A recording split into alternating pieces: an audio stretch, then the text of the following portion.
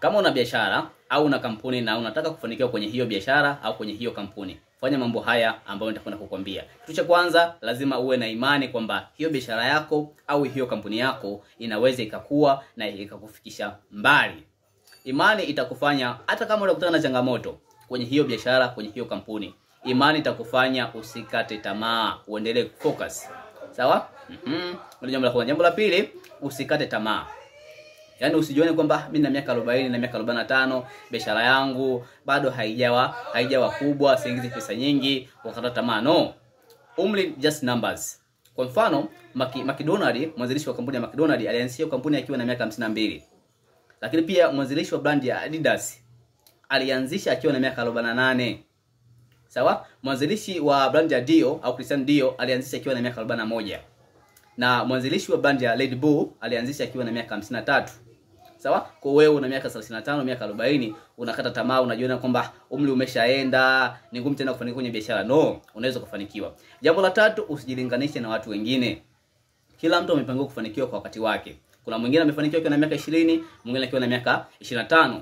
Kuna mwingine atafanikiwa akiwa na miaka 50, kuna mwingine atafanikiwa akiwa na miaka 45. Kwa hiyo usijilinganishe na watu wengine. Kila mtu atafanikiwa na kupata kwa wakati wake. Hilo ni jambo la tatu. Jambo la nne, tumia muda wako vizuri. Yaani usikubali siku ikaanguka au siku ikapita hujaingiza information yoyote ambayo itakusaidia kuweza kukuza biashara yako au kukuza kampuni yako. Hakikisha kwamba unatumia muda wako vizuri. Tumia mitandao vizuri.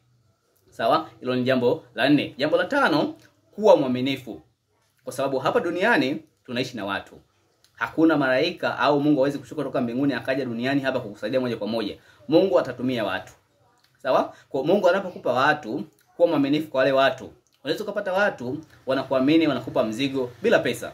Unaenda unauza, ukiuza unarudisha. Kwa ukipata watu kama hawa, ni Mungu amekupa wale watu. Kuwa mwaminifu kwa wale watu. Ukipewa bidhaa, ukiuza, rudisha pesa za watu. Hilo ni jambo la muhimu. Jambo la sita, usiridhike. Yaani usione mtu kwamba yani una biashara yako, unaingiza milioni 50 kwa mwaka, umeridhika. No. Yaani lazima uone mtu ambaye unatamani leo mwaka huu nimeingiza milioni 50, mwaka natamani niingize milioni 200. Hiyo itakufanya kuendelea kuumiza kichwa. Sawa? Na ukishakuwa ni mtu wa kuumiza kichwa au upo comfortable, utaendelea kuona fursa tofauti. Lakini ukiridhika ni ngumu sana kuona fursa mpya. Sawa? Hilo ni jambo la sita. Jambo la saba, kuwa na nidhamu. Yaani jitahidi kwamba ukipanga mipango yako, kwamba labda kuna pesa umeiweka akiba kwa ajili labda ya kufanya investment fulani. Hakikisha kwamba unafanya ile investment kama ulivyopanga. Sio umepanga baadaye tena ile pesa unaichukua unaipeleka sehemu nyingine. Kwa hiyo zingatia haya